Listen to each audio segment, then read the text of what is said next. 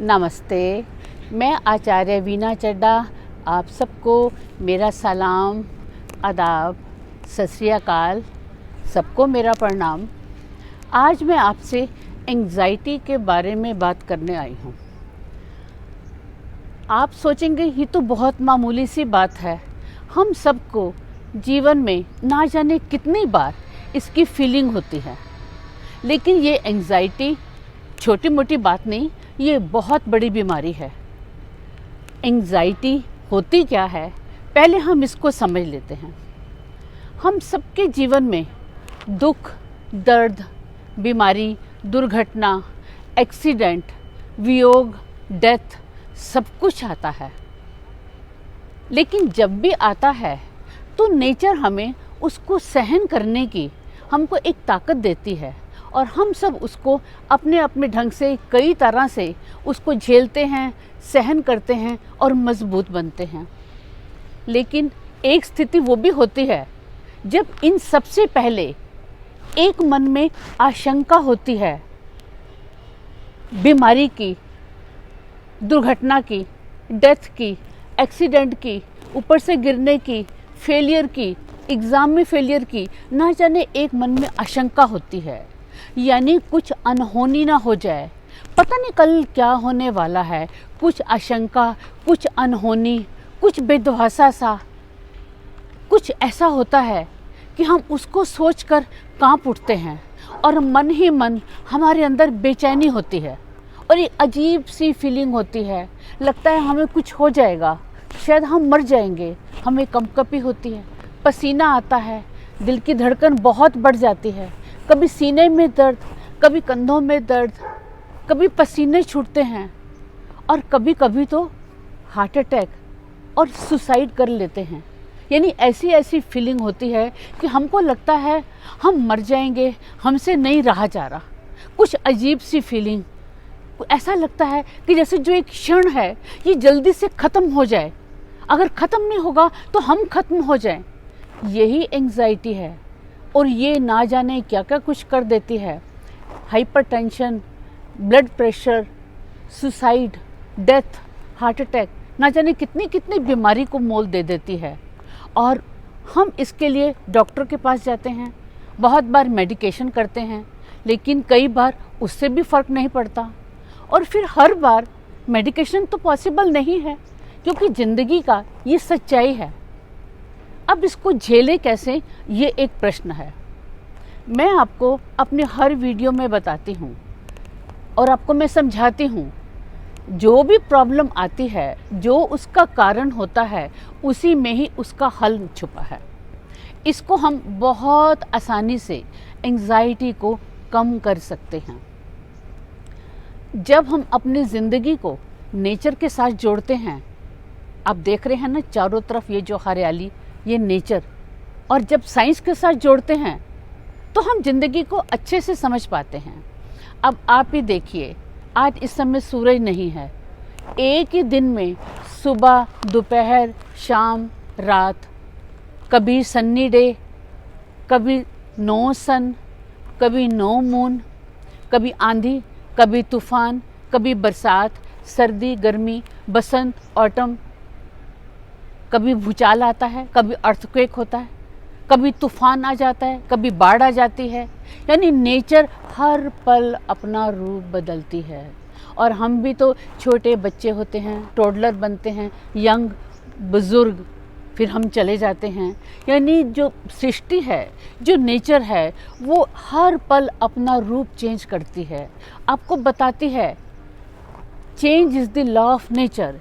ये ज़िंदगी चेंज है, ये नेचर चेंज है। अगर नेचर चेंज ना हो, सब कुछ एक जैसा हो, तो ज़िंदगी बहुत बदसूरत हो जाएगी। यही लाइफ की खूबसूरती है कि हर पल, एक एक पल में हम बदल रहे हैं, हमारी ज़िंदगी बदल रही है। एक पौधा छोटा सा फूल होता है, बड़ा बनता है, उसके बाद मुरझा जाता है। इसी तरह से कभी हरे पत्ते, कभी पतझड़। ये जो चेंज है, ये नेचर है। और जब हम इस चेंज को समझ जाएंगे, इस नेचर को समझ जाएंगे, नेचर हमको बचपन से सिखाती है कि मैं परिवर्तनशील हूँ। इसी तरह से लाइफ भी परिवर्तनशील है। जब परिवर्तनशील है तो ये जो सारी एंग्जाइटी और ये सब कुछ हमारे मन की, हमारे मस्तिष्क और मन का खेल है। अगर हमारा मस्तिष्क और मन इसको समझ जाए, और हमें क्या समझना है, हमको इतना सा ही समझना है कि जब ज़िंदगी परिवर्तनशील है तो जो कुछ हमारे साथ हो रहा है वो हमेशा एक जैसा क्यों होगा। ऐसा क्यों होगा कि हर समय अच्छा अच्छा ही हो, कभी बुरा भी तो होगा ना। और जब सबके साथ बुरा होता है, क्या हम औरों से अलग हैं? ये कैसे हो सकता है कि लाइफ में ये सब दुख देखते हैं। ये वही दुख हैं जो महात्मा बुद्ध ने भी देखे थे, और उन दुखों को देखकर उनको विरक्ति हो गई थी। ये जब सबके पास दुख हैं तो क्या हमें दुख नहीं आ सकते? आप सोचेंगे इसको झेले कैसे? इसको झेलने के लिए 3 ही तरीके हैं। अपनी सोच को 3 तरह से बदलना है। सबसे पहले तो हम ये सोचें, हमें कुछ भी हो रहा है जो एंजाइटी का कारण है। जब हम किसी नई क्लास में जाते हैं, नए स्कूल में जाते हैं, नए कॉलेज में एडमिशन होता है, एग्ज़ाम होता है, एग्ज़ाम ना जाने कैसा होगा, कैसे क्वेश्चन आएंगे, इंटरव्यू कैसा होगा, पता नहीं मैं पास होऊंगा कि नहीं होऊंगा, मुझे नौकरी मिलेगी कि नहीं मिलेगी, मुझे इस कॉलेज में एडमिशन मिलेगा कि नहीं मिलेगा, नहीं मिलेगा तो मैं क्या करूँगा।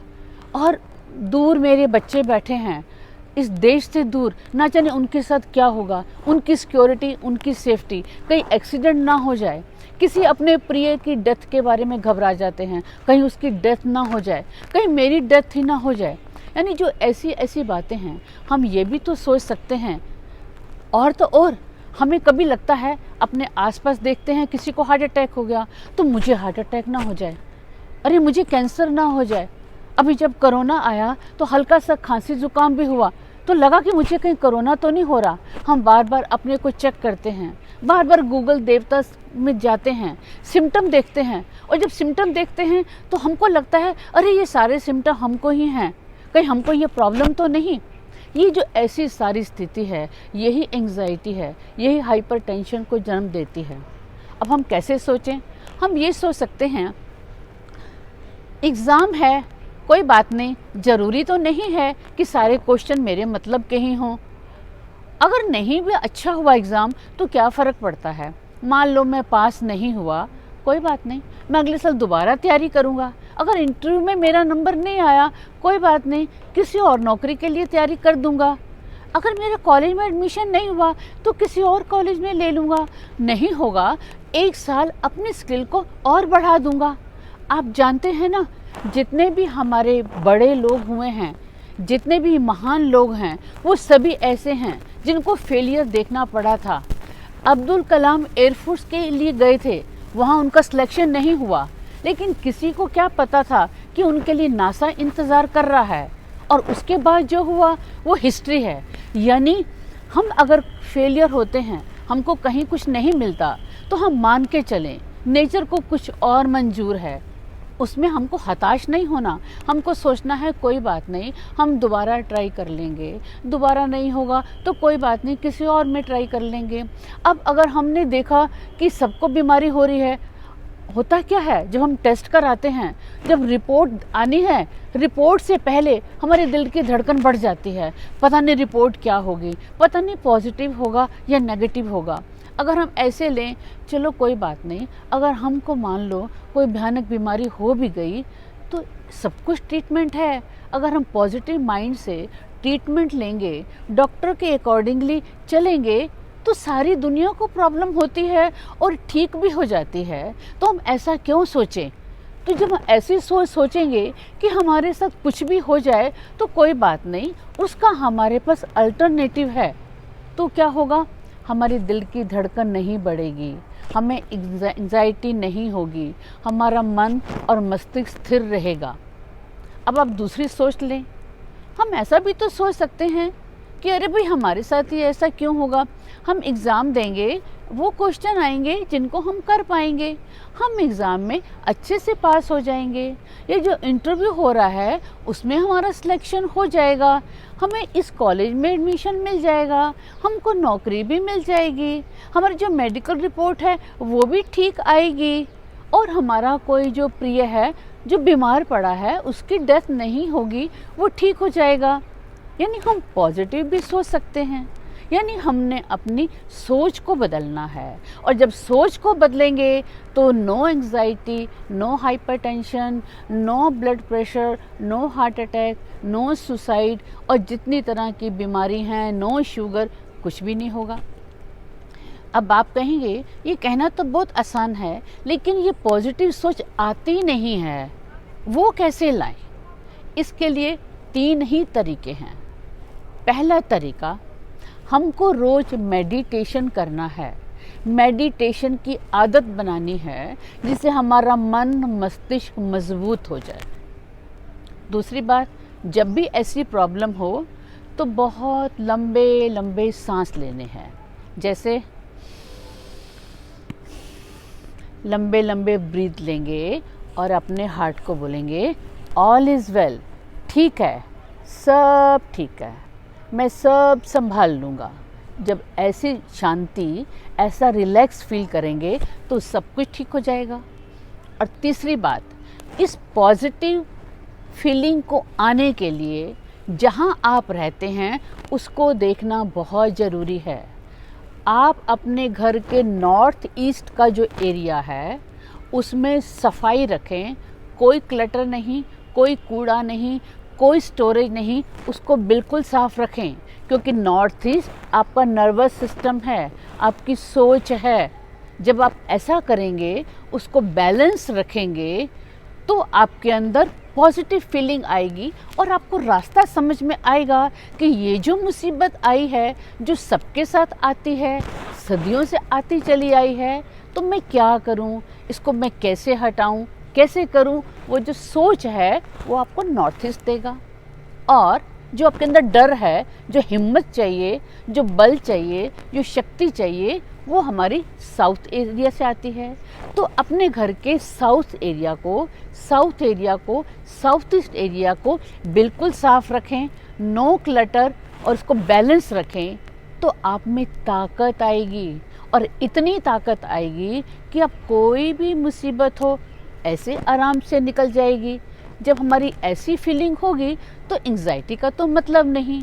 वैसे भी जो भी कुछ होता है, हो जाता है, हम सब सहन कर लेते हैं, हिम्मत आ जाती है और रिलैक्स हो जाते हैं। लेकिन जो उसके पहले की जो है एंग्जाइटी, पता नहीं क्या हो, पता नहीं क्या होगा, पता नहीं मैं कर पाऊँगा कि नहीं, क्यों होगा, एक जो हाई है उसको हमने रिलैक्स करना है।